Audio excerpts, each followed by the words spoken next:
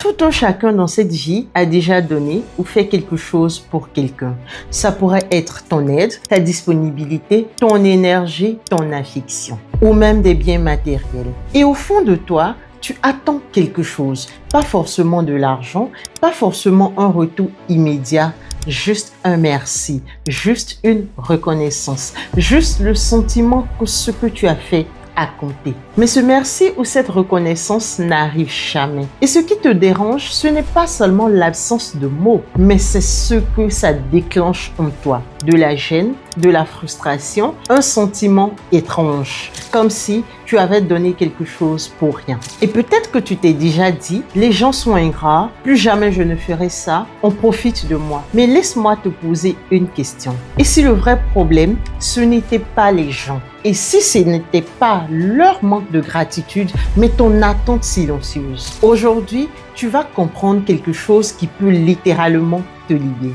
Le jour où tu arrêtes d'attendre la gratitude des gens, tu changes complètement ta manière de vivre tes relations. Et surtout, tu récupères quelque chose que tu as perdu sans t'en rendre compte. Reste bien avec moi jusqu'à la fin. Ce que tu vas comprendre dans cette vidéo t'aidera à voir tes relations d'une meilleure façon. Premièrement, le piège caché derrière ce que tu donnes. C'est une vérité qui dérange, mais je dois te la dire. Quand tu aides quelqu'un, tu as l'impression de donner gratuitement, sans attente, sans calcul, sans intérêt. Et c'est ce que tu crois. Mais si tu regardes honnêtement, il y a souvent quelque chose de caché dans ton intention. Une attente silencieuse, pas forcément consciente. Parfois, c'est quelque chose d'inconscient, mais bien présent. Tu attends qu'on reconnaisse ton effort, qu'on valorise ton geste, qu'on te considère différemment, qu'on te rende l'appareil parfois. Et il n'y a rien de mal à ça. C'est humain. On le ressent pratiquement tous. Surtout quand tu te retrouves dans une situation difficile et que tu ne peux plus compter sur personne, même pas sur les personnes qui ont déjà bénéficié de ton aide au moins une fois. Mais le problème, c'est que cette attente n'est jamais dite, elle est implicite. Elle existe bel et bien, invisible et silencieuse. Et c'est là que tout commence. Parce que la personne en face ne connaît pas ton attente, elle voit juste ton geste, elle le prend et continue sa vie, sans forcément se dire « je dois absolument lui rendre ». Et toi, tu restes avec cette tension, une incompréhension, une frustration. Parfois, tu apportes un lourd jugement sur cette personne. Tu te dis, c'est normal de dire merci, c'est la moindre des choses et tu as raison. Mais voilà la réalité. Tout le monde ne fonctionne pas avec les mêmes standards que toi. Et quand tu donnes en espérant inconsciemment quelque chose en retour, tu transformes ton geste en transaction émotionnelle. Même si tu ne le dis pas, même si tu ne l'avoues pas, c'est comme un contrat invisible que tu fais avec cette personne. Et c'est là que la douleur naît. Pas dans le fait de donner, mais dans l'attente cachée derrière le don. Et c'est pour ça que parfois tu te sens vidé, fatigué, frustré, trahi. Et après avoir aidé quelqu'un, tu as l'impression d'avoir perdu quelque chose. Alors que normalement, donner devrait être quelque chose de léger, pas une action posée avec une obligation de reconnaissance. Je dirais que toute action bonne que nous posons n'est pas forcément récompensée par les hommes, mais elle est récompensée par Dieu. Mais pour toi, tu ne vois pas les choses de cette manière. Pourquoi? Parce que tu ne donnes pas pour donner. Tu donnes avec une attente attachée. Et cela va toujours répéter le même schéma. Donner, attendre, être déçu, te fermer, recommencer. Mais la vraie question est, pourquoi tu attends autant cette reconnaissance?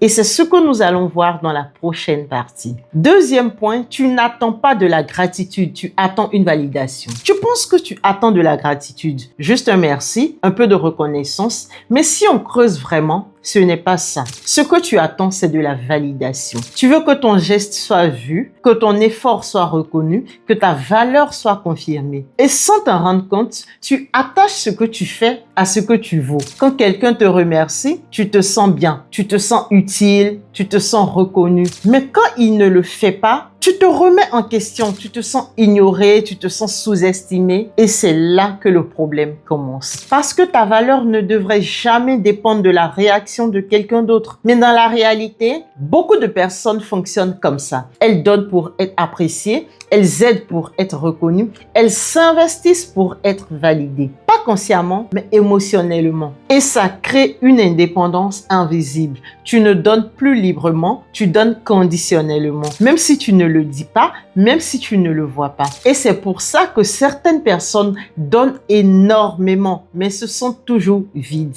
Parce qu'elles ne reçoivent pas ce qu'elles attendaient vraiment. Pas un merci, mais une confirmation de leur valeur. Une confirmation qu'elles sont de bonnes personnes. Et c'est là que je veux que tu sois honnête avec toi-même. Quand tu aides quelqu'un, est-ce que tu es vraiment en paix si cette personne ne le reconnaît pas? Ou est-ce qu'au fond, ça te dérange plus que tu ne veux l'admettre? Parce que si ça te dérange, ce n'est pas le manque de gratitude le problème. C'est le besoin de validation derrière. Et ce besoin est dangereux parce qu'il te rend dépendant du regard des autres, dépendant de leur réaction, dépendant de leur reconnaissance. Et tant que tu es dépendant, tu n'es pas libre. La vérité est que le jour où tu arrêtes d'attendre la gratitude, tu deviens libre. Mais pour arriver là, il faut casser ce besoin d'être validé à travers ce que tu fais pour les autres. Et ça, ce n'est pas facile parce que ça touche ton ego, ta perception de toi, ton besoin d'exister aux yeux des autres. Troisième point, tu donnes pour rester connecté, pas seulement pour aider. Si tu es honnête avec toi-même, tu sais déjà que certaines situations t'ont déçu. Tu as déjà donné, tu as déjà aidé, tu as déjà été présent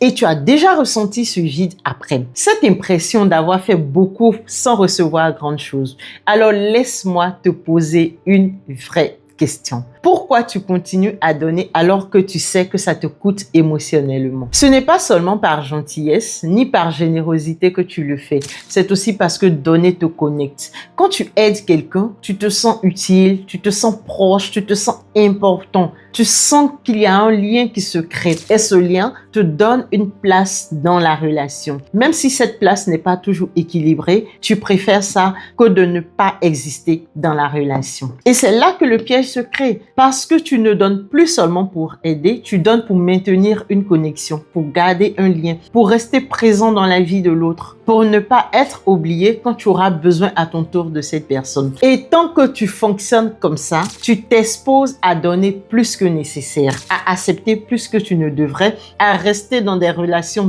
déséquilibrées parce que tu as peur de quelque chose de très profond, perdre la connexion, perdre la place, perdre le lien. Et à ce moment-là, ce n'est plus un geste libre, c'est un besoin d'exister dans la relation que tu as. Le problème, c'est que ce type de lien n'est jamais stable parce qu'il est basé sur ce que tu donnes et non sur qui tu es. Et un lien basé sur ce que tu donnes t'oblige à donner encore pour rester jusqu'à t'épuiser. Et c'est là que beaucoup se perdent parce qu'ils confondent connexion et dépendance, générosité et attachement. Quatrième point, certaines personnes ne seront jamais reconnaissantes et ce n'est pas personnel. Il faut que tu comprennes quelque chose de très important. Certaines personnes ne diront jamais merci. D'autres ne seront jamais reconnaissantes. Jamais. Peu importe ce que tu fais pour elles, peu importe ton intention, peu importe ton sacrifice. Et ça, ce n'est pas contre toi. C'est leur fonctionnement à elles. Il y a des gens qui ont grandi sans reconnaissance, qui n'ont jamais appris à exprimer la gratitude. Au pire, pensent que tout leur est dû. Et si tu ne comprends pas ça, tu vas continuer à te sentir blessé inutilement parce que tu vas interpréter leur silence comme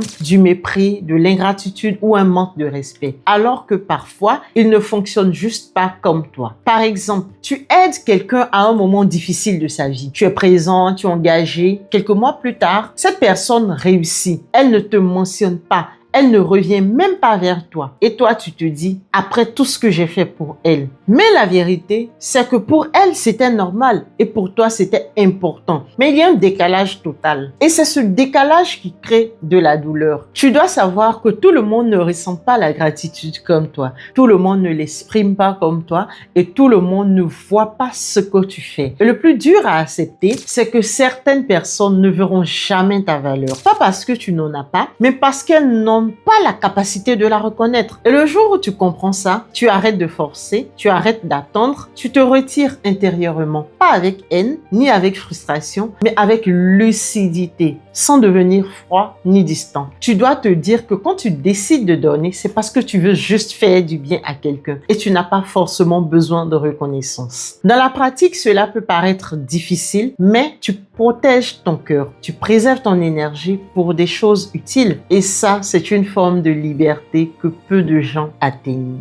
Le dernier point, comment donner sans te perdre et devenir vraiment libre. Maintenant que tu comprends tout ça, il faut répondre à la vraie question. Comment continuer à donner sans souffrir derrière? Parce que le but n'est pas de devenir froid. Le but n'est pas d'arrêter d'aider. Le but n'est pas de fermer ton cœur aux autres. Le but, c'est de donner différemment. Et ça commence par des décisions simples.